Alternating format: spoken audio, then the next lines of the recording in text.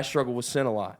But that gave me a lot of comfort, knowing that Paul says temptation's inevitable, but through the power and strength of his Spirit, I can say no to it.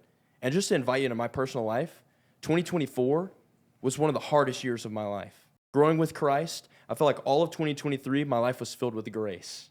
So I carried so much grace that when Bryce fell into sin in 2023 because I thought I was all sunshine and rainbows, I carried more guilt and shame that year than I've ever felt in my life. Then in 2024, I said it's not about grace, it's just straight truth. So I got to press it in. So I was memorizing the scripture.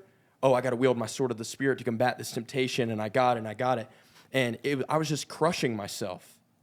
I knew the verses, sin across the board, pride, anger, and lust would come my way, and it felt like that I knew the verses. Bryce knew the verses, and I knew what to say in the moment. But for some reason, everything was so hard for Bryce to overcome.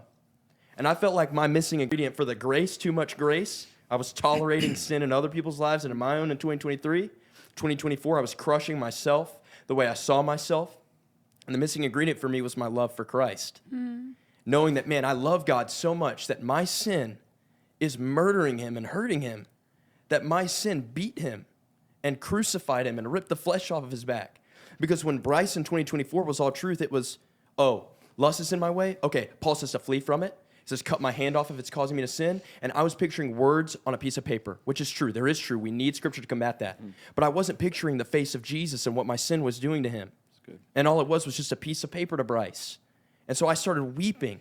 I started weeping in like November of 2024 of, God, this sucks. I just want to see you, and I want to know you. And I kind of understand it's either I'm going to humble myself before God or let this stuff humble me.